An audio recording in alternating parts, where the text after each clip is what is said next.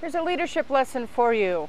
When something doesn't work, do something different. This is about going back to the basics here. So what we're looking at here is a wasp catcher. And the wasps go in, and they could, I don't know if you can see this here, but there's a hole at the top of that cone.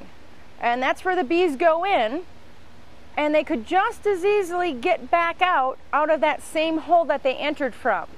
So for hours and hours and hours and hours, I've been watching these bees do the same technique over and over and over and over again, resulting in their death. So they felt that this was a one-way entry, that once they got in, they could not get out. And they were doing the same pattern over and over, just as we human beings tend to do. We get so caught up and focused on one thing that we get stuck.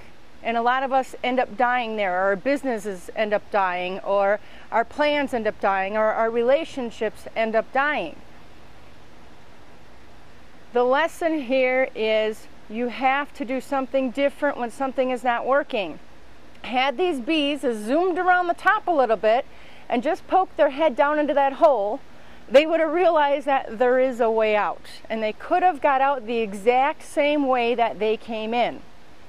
Now, it's not only about doing something different, it's also about going back to the basics, going back to your starting point. If the bees would have went to their starting point, they would still be alive. They would have escaped. A lot of times our relationships and our business and all the things that I just mentioned, if you take a step back and go back to the starting point of why you fell in love with that person, or why you started your business, or why you did whatever you did, it will help you gain a new perspective or a new insight, and you won't end up like the bees here.